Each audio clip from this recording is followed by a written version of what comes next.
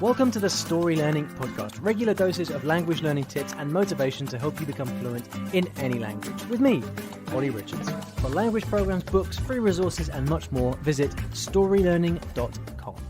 Hello. Welcome back. This is episode 22, and already we've got our first repeat question, which is fantastic. Well, I should say repeat questioner, not repeat question, because that would be silly. But we got our first person who's called back with their second question, which is great because it shows me that there is at least one person out there who's listening to the podcast and would like to hear more from me. So that's, on a personal level, that's really great. The show notes for this episode, as ever, you can find them over at iwillteachyoualanguage.com/episode 22. And whilst you're on the website, why don't you pick up a copy of my free ebook? It's all about the 10 best apps and websites for language learners. It's the websites and the apps that have literally changed my life when it comes to language learning. I highly recommend that you check them out. It's free. The guide's completely free. You can just head over to the homepage when you're on the site, and then there's a form there where you can sign up to the mailing list and get that copy of the guide. I know it will be really useful for you guys. So let's get to today's question from Isabel. Hi Ollie, it's Isabel from London. Thank you so much for the podcast. I've really been loving it. I've taken on board all your advice about speaking practice and how important that is, and I'm now having fairly regular sessions with a Chinese friend to improve my spoken Mandarin. She similarly asked me to help her out with her English, which I'd love to do and help her as best as I can, but I'm not really sure how. So do you have any tips on how best to go about that kind of thing? Thank you. Isabel, thank you so much for your question. And firstly, congratulations on taking the initiative to go out there and start speaking Mandarin. It's something that so many people just avoid doing or delay doing for whatever reason. And I'm sure it's not easy, because it never is, but it's the first step towards really becoming confident in a language. So good job on getting out there and speaking. Thanks also for your question. And you left a question in episode 18. And so in episode 18, Isabel asked about fluency and when do you consider yourself to be fluent in a new language? So I can see the connection here as well between all these different things that you're asking. But today's question is all about your friend from China, and how you can best help her with her English. Now, it's kind of difficult to answer this because it really depends on her English and where she's at, what her level's like, because the way that you're going to best help her will very much depend on her own level of English.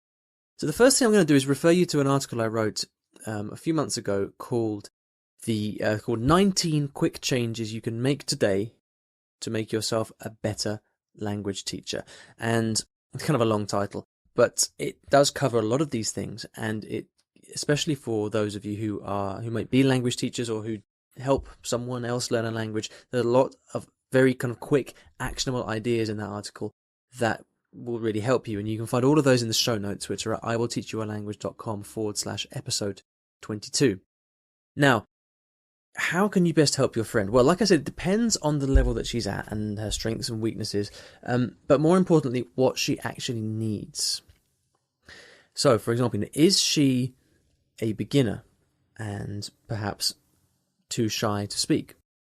Is she at a more intermediate level, but perhaps has quite a strong accent?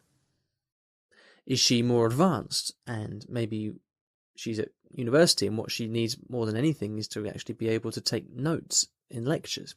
See, so there's lots of different possible situations, and the way that you approach helping someone with their language learning starts with establishing what their needs are.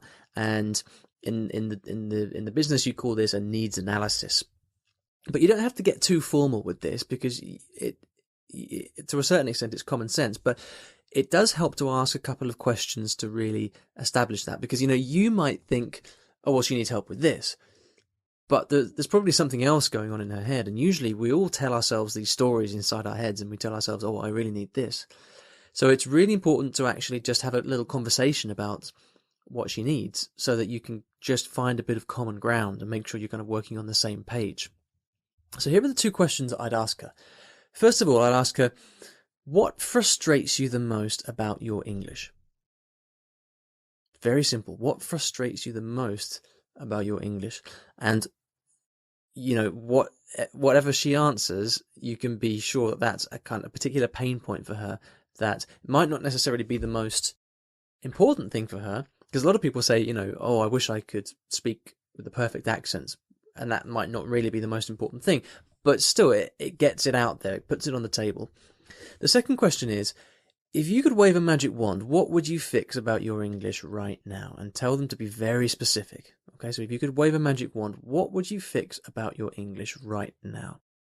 So there you've got the thing that frustrates them and the thing they most want to fix.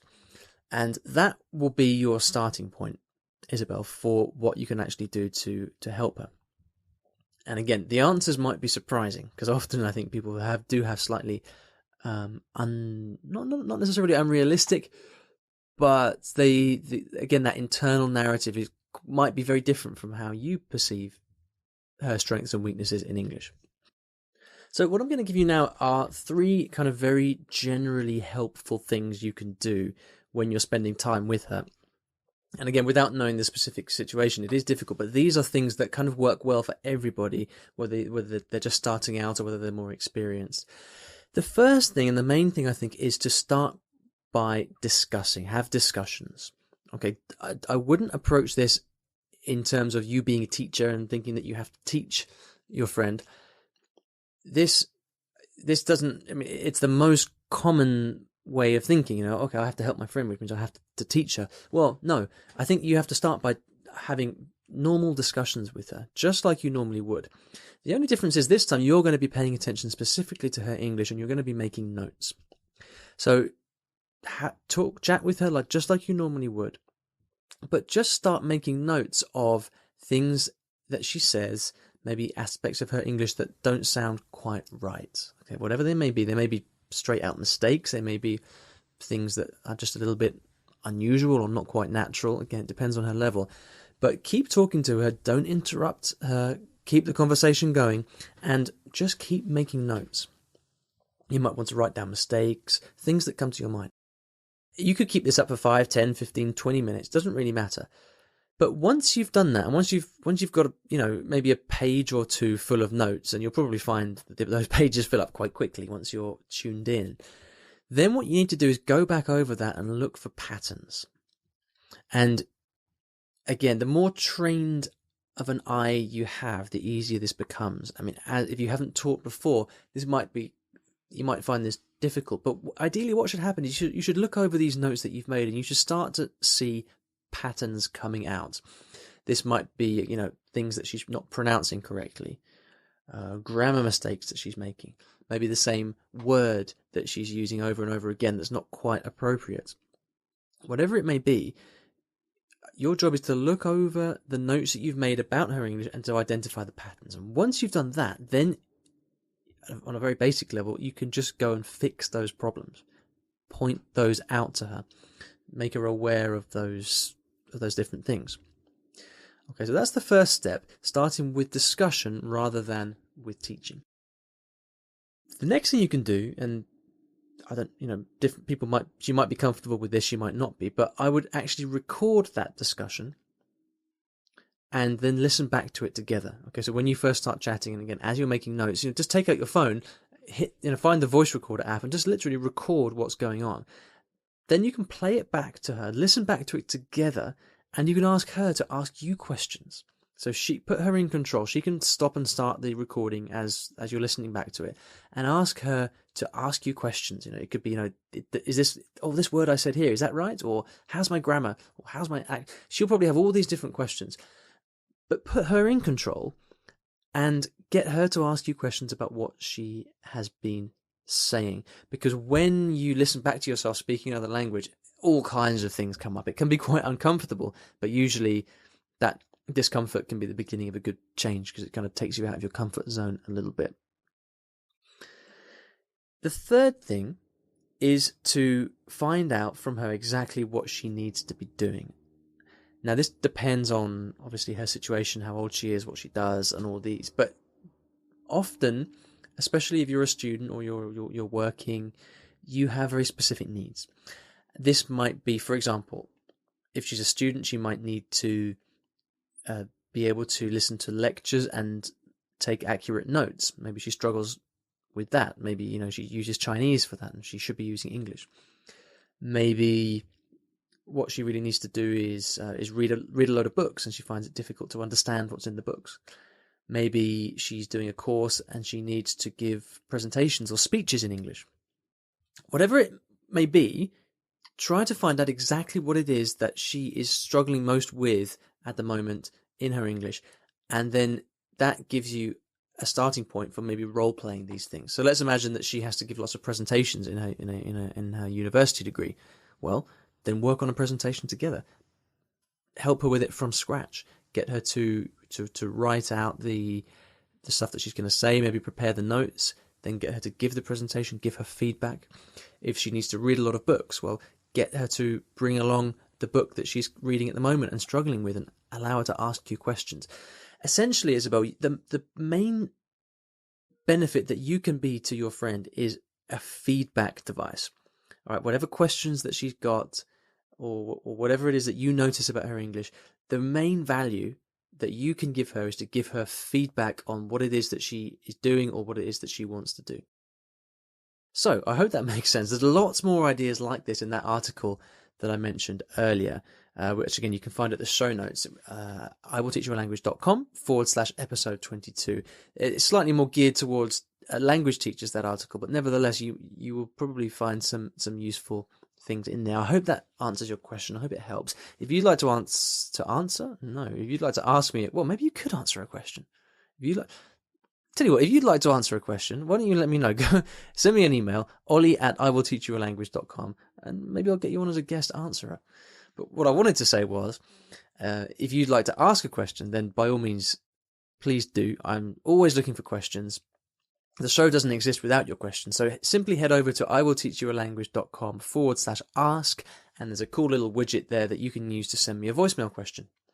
Now, at the end of every episode, I like to recommend a resource on the topic of the show, and since Isabel is in London, I thought I'd mention these workshops that we're doing in July. So if you're listening to this in August or in 2016 onwards, sorry about this, but assuming you're listening to this in June 2015, well, next month in July, we're coming to London and we're going to be delivering some language learning workshops.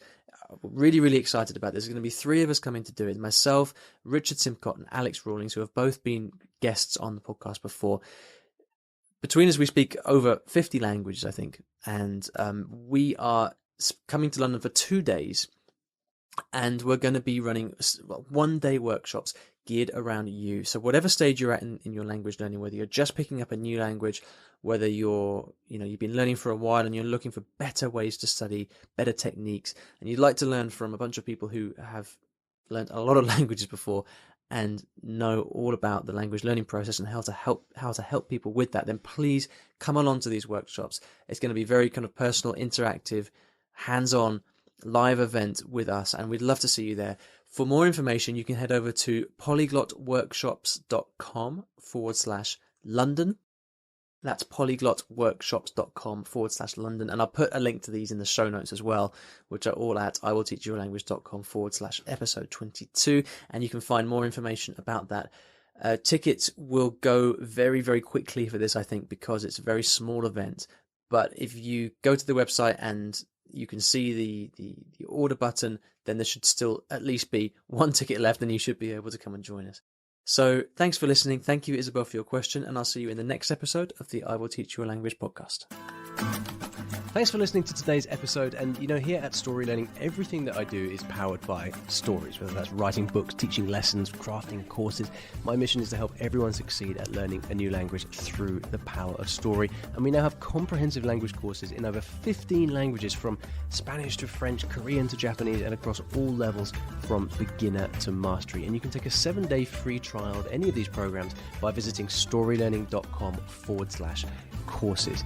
I've poured my heart and soul into creating these courses over the last 10 or so years, and we've helped tens of thousands of new students achieve their dreams of learning a new language, all through the power of story. So go ahead and take a free trial. There's no commitment. You can try out our method for free. See if this can also be the breakthrough for you that it's been for so many other people.